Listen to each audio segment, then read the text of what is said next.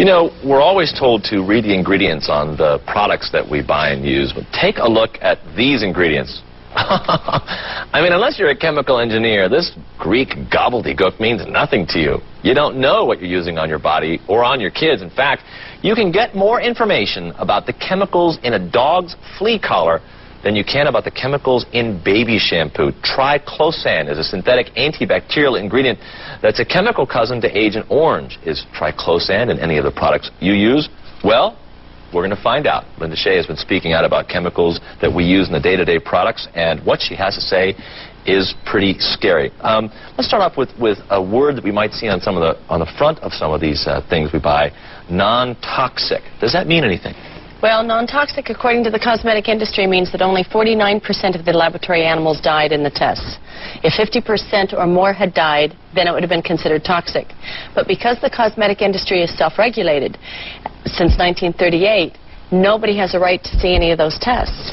If they are so bad for us, why are we all I mean, if you look at these products here, many of them are stuff that you probably use at home.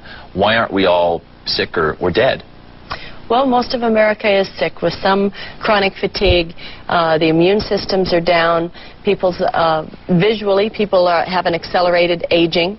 Most of our children today have illnesses and problems that they didn't have generations before. So this is one of the contributing factors. It's a chemical conspiracy. One of the things that they're investigating is the antibacterial soaps that we use on kids? Yes, absolutely. Like triclosan, which is in this ingredient here. Triclosan's also in this toothpaste. Well, if triclosan, I mean, that's the one that's the chemical cousin to Agent Orange, how does the federal government let that go in there?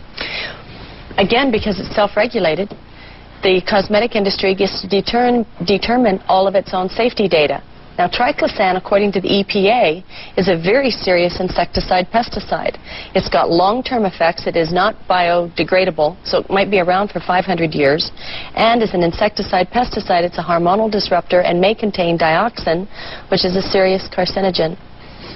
Is it possible that it's in such minuscule, itty-bitty amounts that it really has no effect? I mean, could it be in larger doses something that's dangerous, and in the dose that's in toothpaste, for example, not a concern? Do you know that the toxic ingredients in triclosan is rated at parts per trillion? And a parts per trillion is 1 drop in 300 Olympic-sized swimming pools. So we're talking about just a very little bit. You're scaring me, girl. And when you brush your teeth, you spit it down the drain, or you wash your hands and it rinses down the drain. Guess where it goes? It goes into your city water. And water is recycled, and you cannot purify a parts per trillion and remove ingredients like triclosan. This is why today men's sterility is dropping, and why women's hormonal systems are being scrambled as well. Discovery Channel 3 weeks ago said it may be that our future generations may be sterile. If they know that this is so bad, then why do the companies that make things like toothpaste put them in there? Well, the people that have patents on these ingredients want to make sure that the public has a very positive view of them. And it's only when Tufts University starts saying that triclosan actually is a potential mutagen, meaning it's going to mutate these bacteria to keep our immune system from being able to fight against it, that information is not made, that information is available to the public. But the cosmetic industry that has the patents on these ingredients, there's a lot of financial profit in many of these ingredients. That's why most of them are synthetic, because petroleum-based ingredients are what you get patents on.